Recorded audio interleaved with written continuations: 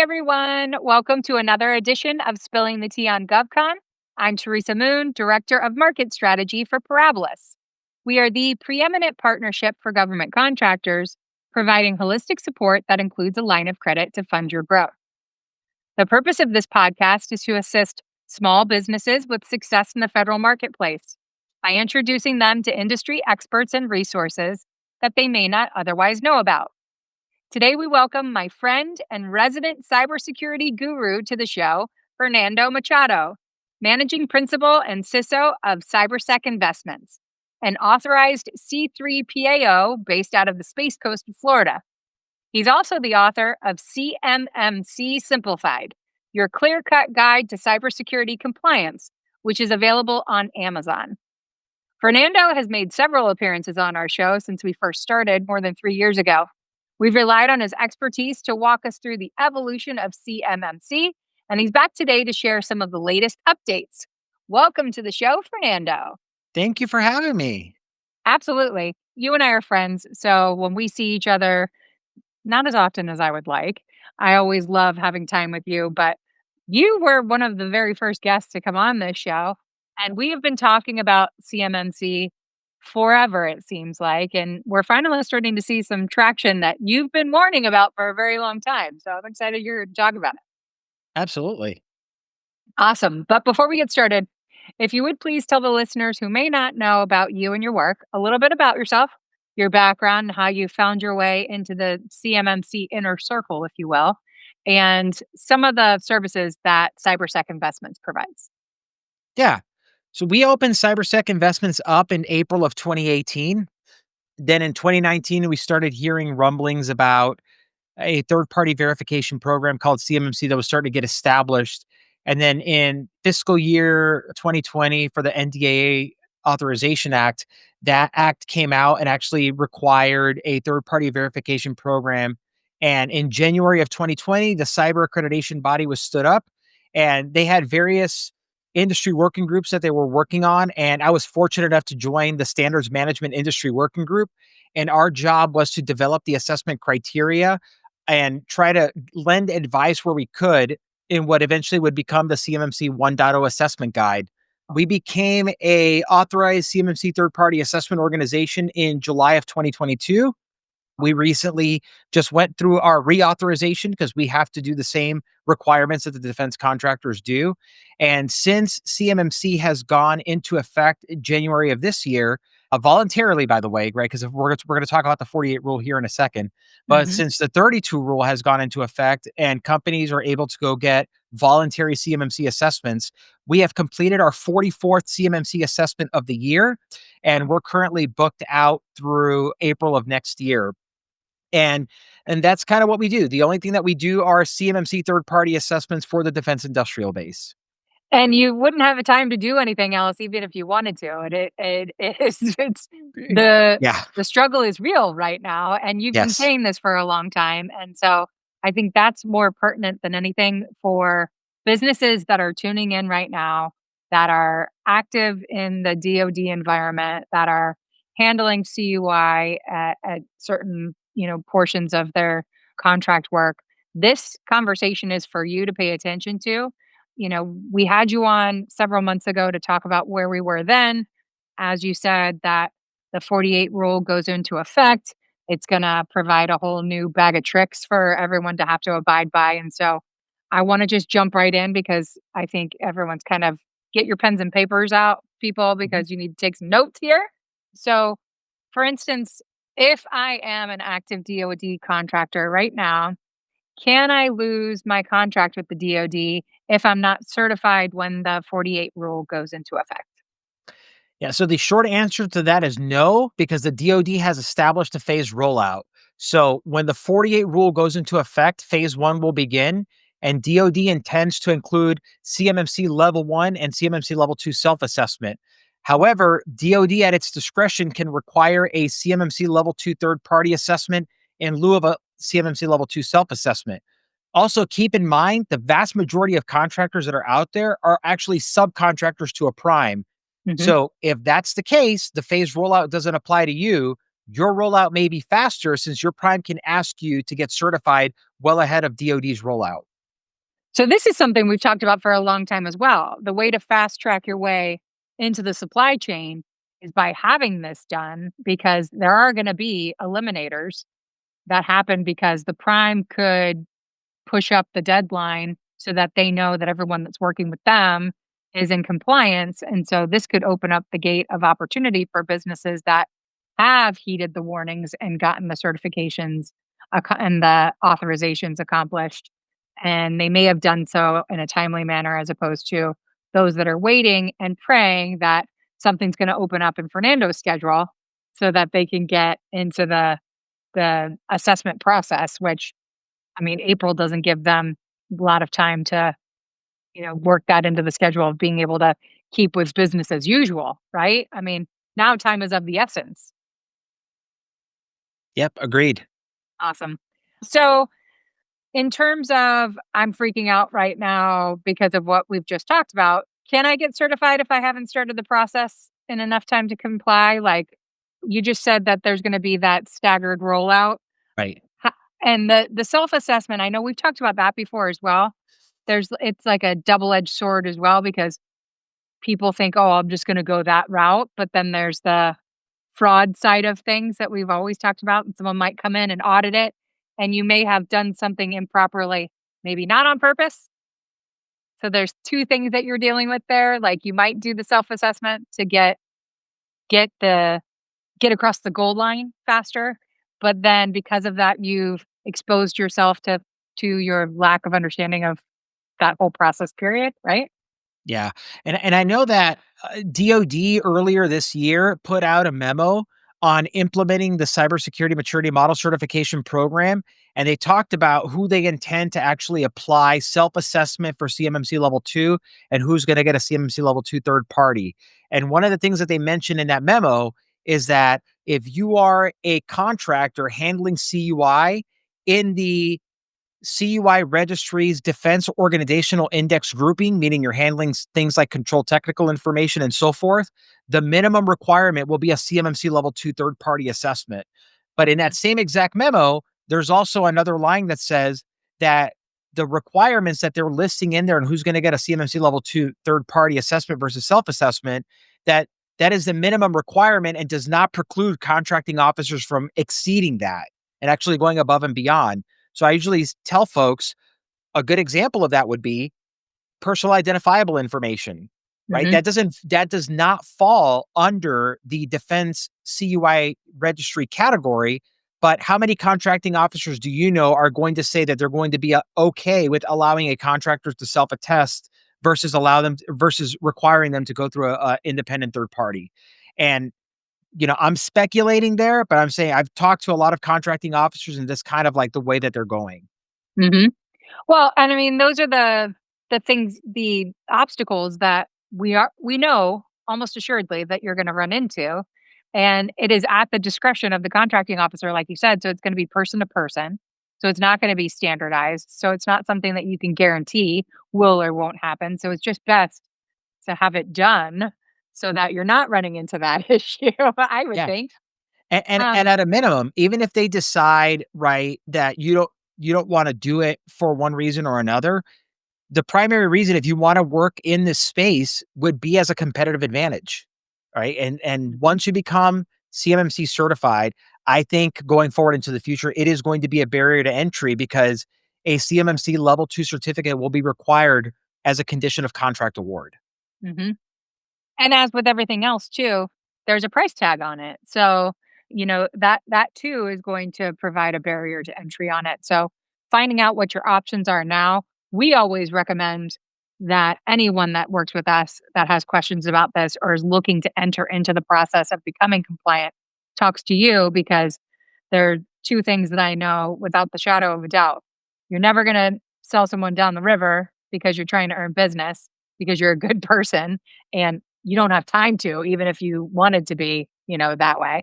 But number 2, you're very honest because you've been a part of the process since the very beginning, like you talked about in your introduction.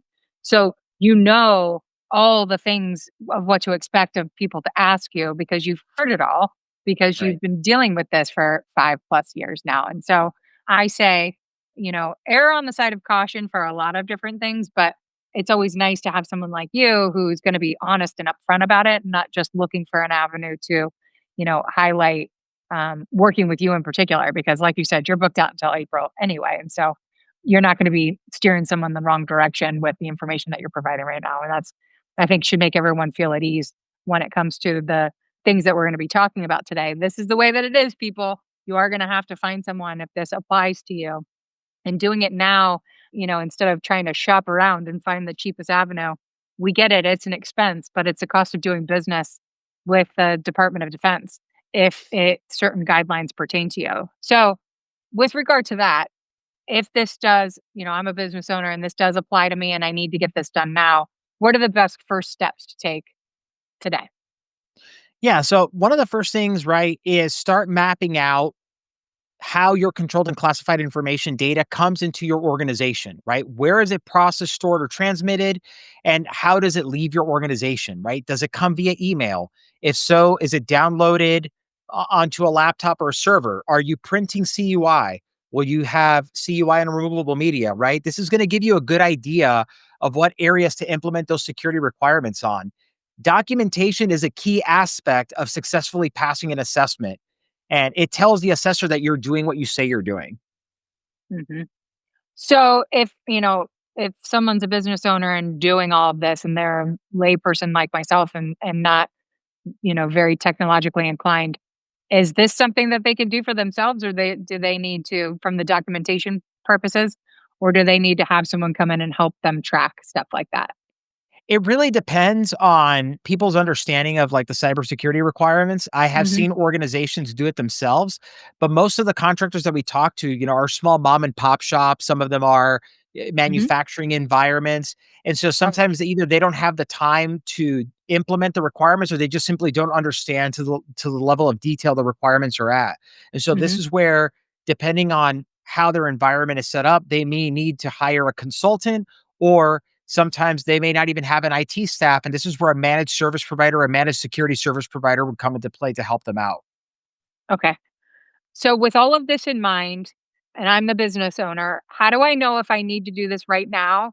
And should I wait if I don't need it right now? Yeah, so the first step is to identify if you're handling controlled unclassified information, and if you have that DFARS 252.204-7012 clause in your contractual agreement. If so, then you're going to need you need to begin the process of implementing those NIST 800-171 security requirements. DoD released a memo earlier this year, and I talked about it on who those requirements are going to apply to for a third party assessment. Okay, so you heard it here, people. Check those contracts. I mean, I would assume that if it's in if the clause is in their contract, they would know that, or is this something that they might not know? Not necessarily. So a lot of times what ends up happening that I've noticed with contractors is, like, they'll go and they'll bid on a contract, and as you and I both know, Teresa, the DoD and the government just puts a slew of contract clauses in there, and when you're self-attesting that you're going to meet all of those requirements, but this is one of those requirements you really need to pay attention to, because there is a third party validation implications here. Okay. So going through those contracts with a fine tooth comb is important as of today. Yes. Gotcha. What do you think, in your opinion, is the biggest obstacle that you face and that the contractor faces with a Yeah. deadline like this? So the biggest obstacle we face as CMMC third party assessment organizations are the backlogs, right? There's only 79 as of today. There's only 79 authorized CMMC third party assessment organizations. And the DoD is estimating close to about 80,000 contractors that they can identify. We're currently booked out into April of next year, as I mentioned earlier. And the Mhm. biggest obstacle contractors face is waiting too late to begin implementing the security requirements. And the security requirements, right, being the NIST SP 800-171. And if you haven't started that process, that's easily a 6 to 8 month process if you stay on a dedicated schedule. But even the managed service providers and consultants and managed security service providers, they're starting to get a backlog themselves. So now those backlogs are looking at about 8 to 12 months to fully implement those requirements. And the one thing that people need to understand is that CMMC is not a set of new requirements. It is Right. simply a third party verification of your existing requirements, specifically NIST 800-171. Right, which that was rolled out in was that 2017 or Yep. yeah. In the DFARS 7012 clause, when you attest to that and stating that you're going to implement those security requirements, there's a paragraph there that states the contractor shall implement the security requirements in NIST 800-171 no later than December 31st, 2017. Well, I mean, unless you're brand new to the industry and didn't know that, then that's the only time that you can say, "I didn't know." There are a lot of people, though, that have been saying since 2017 that they didn't know that they needed to do it, and you've been dealing with that for a long time now as well, Yep. because the entirety of my time that I've known you, we've been talking about CMMC, and that was one of the very first things. You can't say that you didn't know, especially if you've been in this industry, because this isn't new. So I think it is about time that we have this, and I don't think that there's any downside to it from a mission critical aspect, considering the fact that we have to protect ourselves. Cybersecurity in the public and the private sector is the number one, you know, enemy, if you will, right? Because there's so many things that can happen, and we talk about it all the time. But I just people I think feel overwhelmed by it, and so they put it off. It's like that it's a very important thing to do, so therefore it is scary, and it's gonna cost me, time and effort that I might not have packaged properly into my thought process, or I didn't put that purpose as a business need in my business plan, and so I don't know how to work it out. I know a lot of times when we counsel with people that we refer to you, that's their first worry is, "Am I gonna be able to make this work financially?" And although that is a very real and imminent threat to your cost of doing business, it's the reality of where we are today. So we can't have that be the driving Yeah. force behind whether or not you get it done. It's finding a plan to make sure that it gets done. So, I would recommend too, if you're having conversations with, your cybersecurity team and then going a step further and, getting information from Cybersec Investments, that you have that in the back of your mind. This needs to be built into your plan of, what level of it, where are you starting, where's the baseline that you're starting from, and how you're going to get to the end result of certification, how much the in between is going to cost you. Super important as part of the plan. Just like your BD development plan has to include a financial plan, so does this. So if they haven't thought about it yet, have your lending partner be a part of the conversation with you prior to, so that you can go and have a conversation with Fernando and his team and really know what your level of access is going to be, and that's helpful because I it is a part of it, right? With any services that are being provided to you, it comes at a cost. So you need to know what you can and can't afford. And I mean, I think unfortunately this might be one of those differentiators that, decides whether or not people are going to continue in the, defense industrial base to begin with. But it is what it is, right? We can't take away the reality of that. So you are on the circuit like no other right now. I know you've got several speaking engagements coming up. You are very prolific in publishing information. We stated earlier that your book CMMC Simplified is on Amazon. I highly recommend people grab a copy of it. But with regard to speaking engagements, let's talk, mid September through the end of the year. Where can we find you? Yeah, so in October, I will be at the CS5. So it's going to be the CMMC implementation conference for the ecosystem. And this is actually going to be an event that is actually hosted by the cyber accreditation body. And so I will be there. And I believe that is the week October 16th and 17th are those dates. Okay, great. And I encourage everyone to connect with Cybersec Investments on LinkedIn so you can get access to all of the wonderful published articles that come out, very, very frequently. Grab a copy of his book on Amazon and connect with him personally on LinkedIn as well, because you're always posting out great insight, and you always bring some humor to it as well, which we appreciate, because people like me, who I said are to call me a layperson is putting it lightly. I literally know what I regurgitate from hearing you say, and even with that, it is literally just me repeating it. I don't even know if I've been able to absorb it enough to say that I know. But I'm always appreciative, of the things and the insights that you're able to speak about on our show. And so, very, very grateful for your time and your expertise today and for always being willing to come in and share your information with our audience.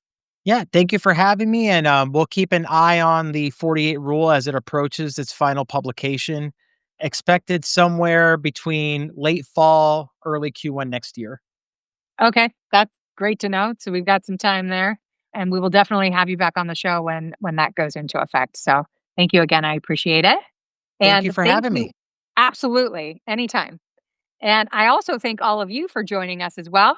As always, we pride ourselves on sharing the most insightful and exciting people and information to help you better navigate your GovCon journey. If you like what you heard today, you can see all of our past podcasts, which are archived on our Parabolis YouTube channel. Stay tuned for all of our future guests in the coming months as we help you grow to great heights in the year ahead. I'm Teresa Moon, and this is Spilling the Tea on GovCon.